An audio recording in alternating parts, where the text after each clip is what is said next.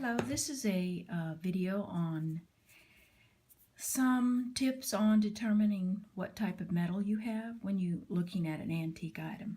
Okay. Well, the best ones, of course, are the hallmark chains, particularly from England. They're very popular because of this. I don't know if you can see, but they have rubbed, but there is a small hallmark on each of these links indicating it is sterling. Okay. That's why England or English antiques are very popular. They were very good about hallmarking their items. There are a few fakes out there, but generally you can tell by other ways that that is not real silver. Okay. Now there's different types of silver while we're on it, where there's sterling, not sterling, still solid silver but not sterling. Can you tell the slightly grayer tones than the bright polished sterling?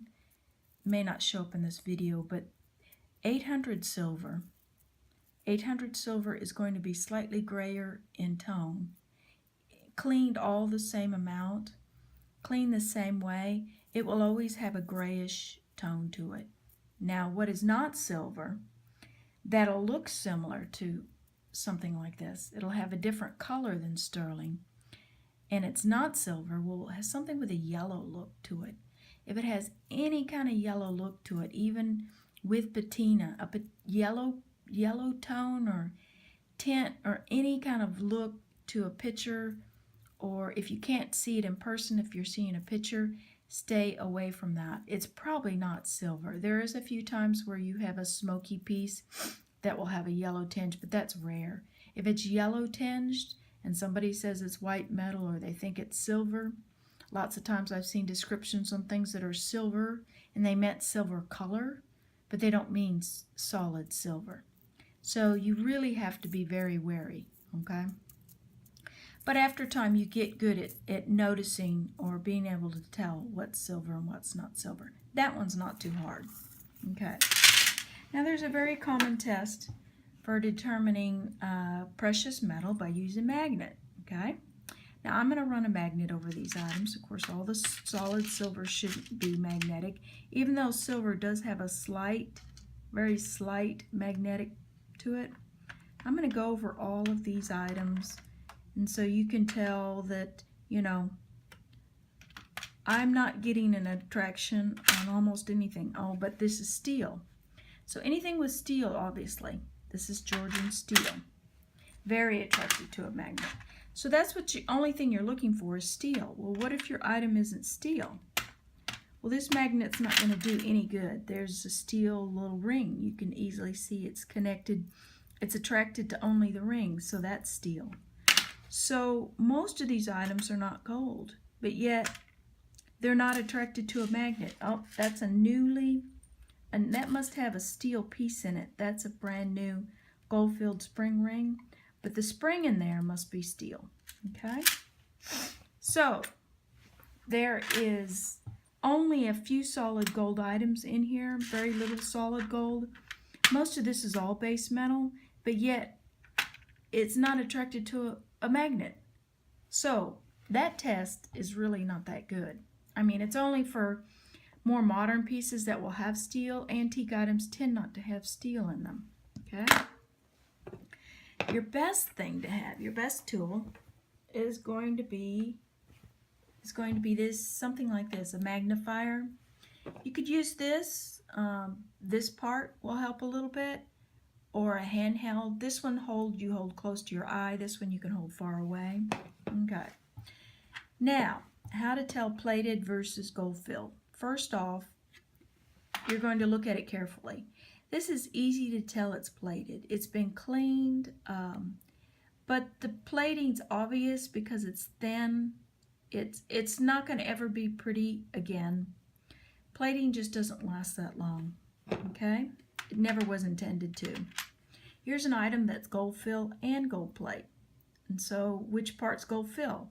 Well, if you feel, it should have a slick, kind of slightly soapy feel to it. That's going to be the gold filled part. The back, all of these links are going to be plated. Okay? Saves money. to have just the gold fill on the front, but the most of this is plated, okay? Here's another one with a gold fill front and then a plated back, okay? These are, let me go some more over gold filled, okay? This is what I consider gold cased, which is slightly different than gold filled. It cleaned, but it didn't clean up as well as solid gold should. Solid gold, even low carats, should clean up very nicely. This still has some darkness to the chain and darkness here, which indicates to me that it's not solid gold. I also looked at it with a very close up. There is a seam. You can't see it, but to me this looks like it's a rolled, this was a rolled tube, or it was wrapped around, it's a layer of gold wrapped around base metal. So it's not solid gold, but it was probably, wasn't probably intended to deceit. It was probably made to make it stronger. Low carat gold wrapped around another base metal can make it even stronger, because this originally was a cloak pin. I'm making it into a set of chained rings, as you can see, okay? Another way to tell if something's gold fill, it should have wear on it. Anything antique is going to have wear on it.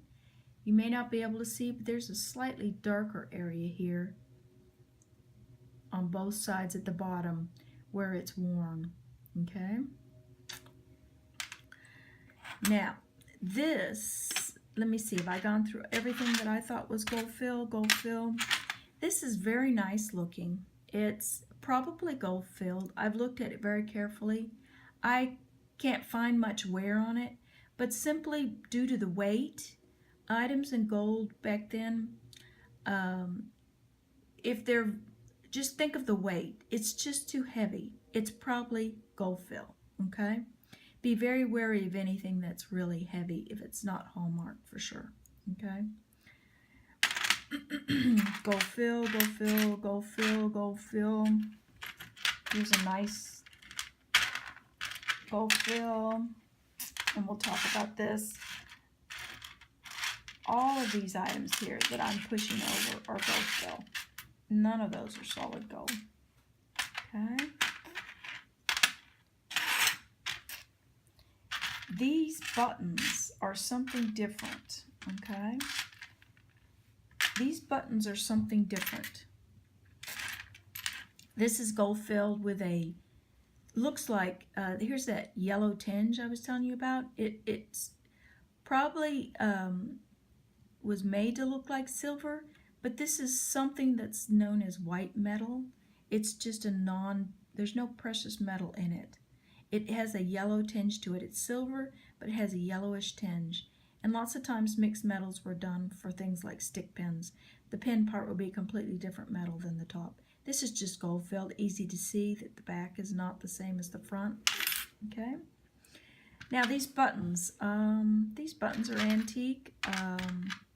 They're very neat. They have a beautiful design, but it's really not even gold fill. I don't know what this combination is, but when you heat it, it changes colors. To me, it's mostly copper. It's just an unknown composition that can happen in an antique item.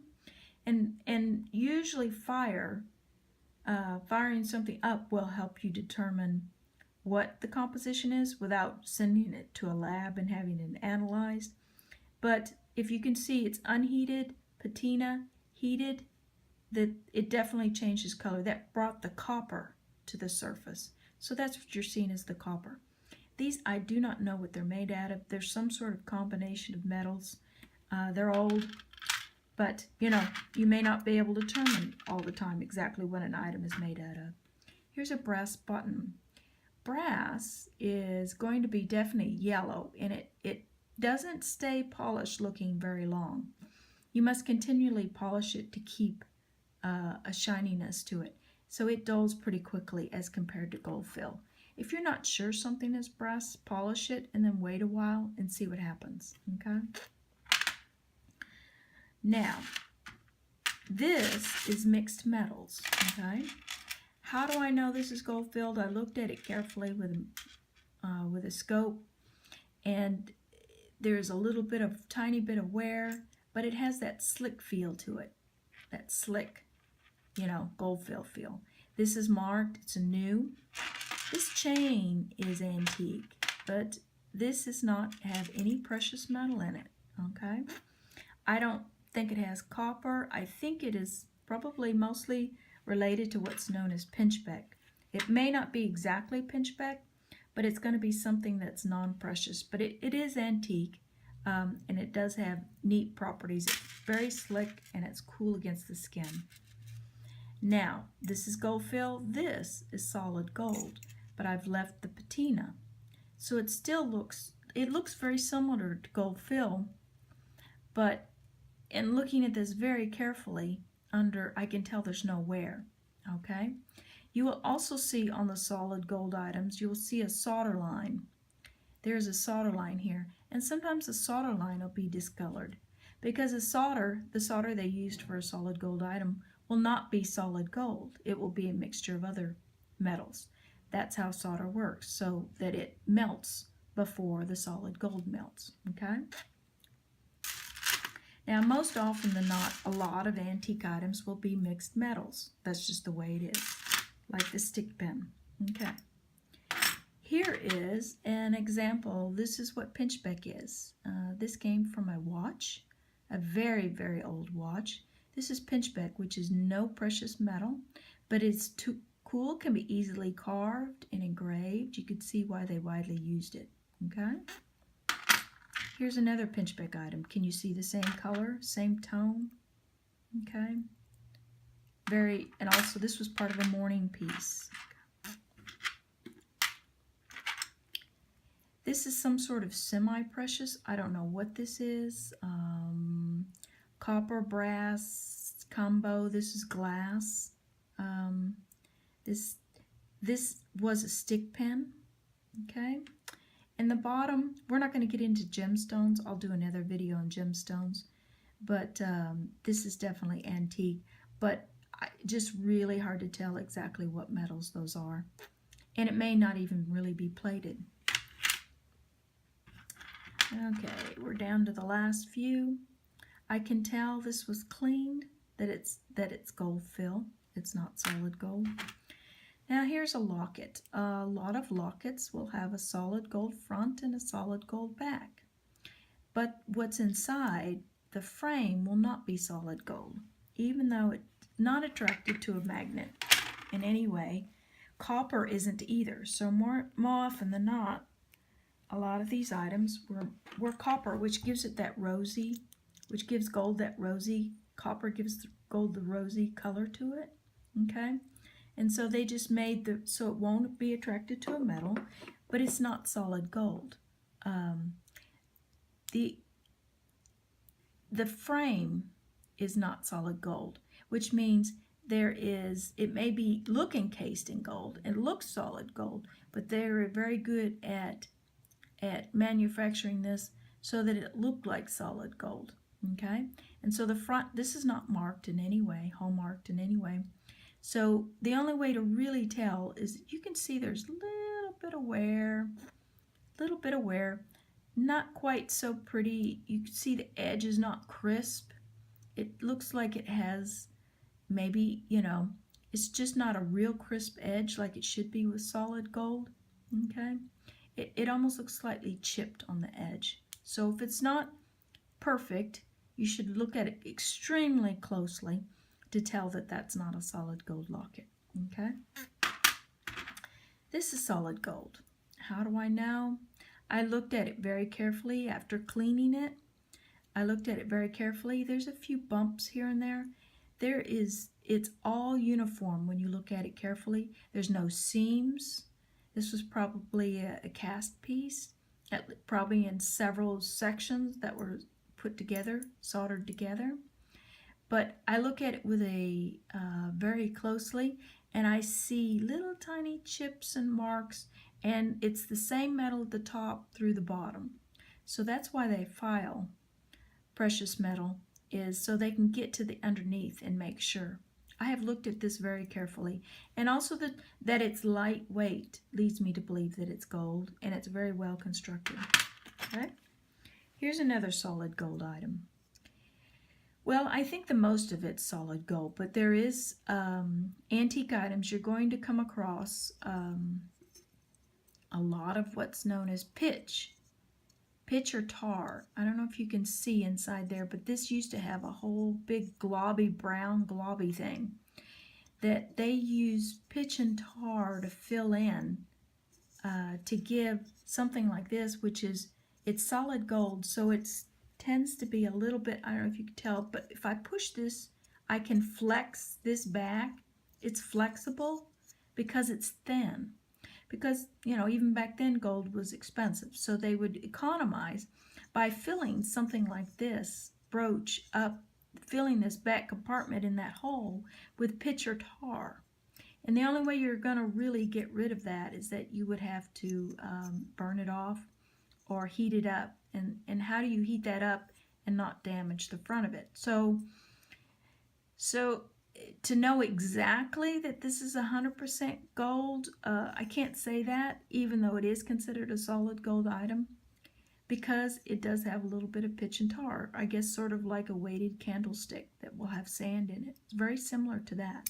So I don't think it's intended to deceive, but it is supposedly, it gives stability and weight to a solid gold item when it's obviously very lightweight. This is a very lightweight brooch for its size.